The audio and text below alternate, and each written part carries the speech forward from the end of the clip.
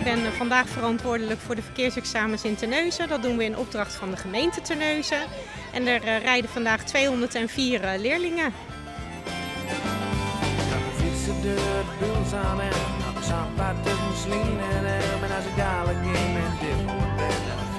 Er zijn op de route 8 controleposten.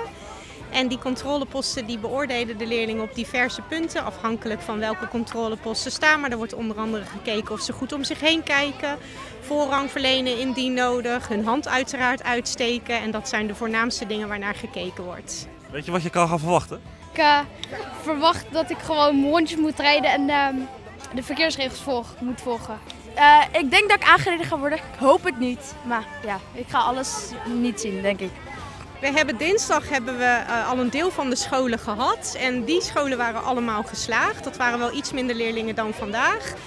Maar meestal op de 300 leerlingen hebben we er ongeveer 5 die het dan net eventjes niet halen. Ja, want het is wel belangrijk. Het is natuurlijk niet net als bij een rijexamen dat je een rijbewijs nodig hebt. Want ze mogen gewoon de weg op. Maar het is echt puur voor de ervaring en de les die ze leren. Ja, het is inderdaad de bedoeling dat ze gewoon zich zeker voelen op de weg. En dat willen we ze meegeven. Je mag uiteraard ook als je gezakt bent gewoon weer gaan fietsen. Maar je krijgt dan wel van je docent mee waarop je gezakt bent en waar jij net even wat extra op moet letten. Even om te testen, wie heeft de voorrang? Rechts. En als het stoplicht rood is, wat doe je dan? Stoppen. En als er haaientanden op de weg staan, wat doe je dan? Stoppen.